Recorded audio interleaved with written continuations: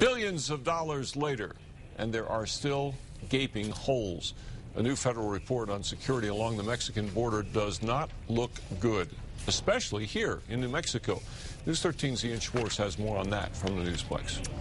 There are nearly 2,000 miles of border separating the United States and Mexico, and not even half of that is considered fully secure.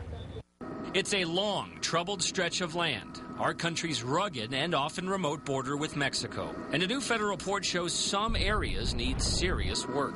New Mexico farmer James Johnson lives along the border. He told News 13 last March that drug smugglers and illegal immigrants can easily sneak through. My father was held up at gunpoint in '91.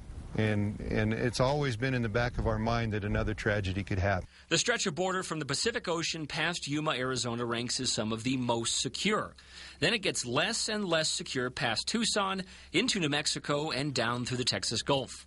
The report says 30% of New Mexico's border with Mexico is not under operational control, meaning border agents do not have eyes and ears at all times on more than 50 miles of the Mexican border in our state. Border Patrol officials say progress has been uneven because of terrain and transportation obstacles, as well as sending resources to higher-risk areas. Since 2005, the Border Patrol has added more than 7,000 agents and more than 500 miles of fence along the border.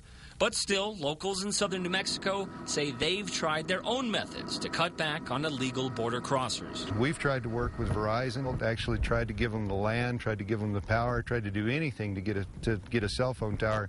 Everybody would be basically an informant. You know, they could put up road signs along the way that say, see suspicious activities, call the proper authorities.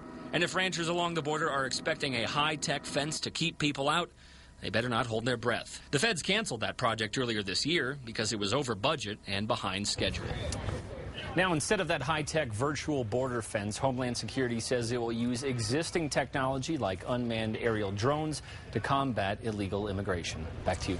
Right, Ian, the stretch of border with the least security is a couple of 100-mile-long sector in Texas, southeast of Juarez.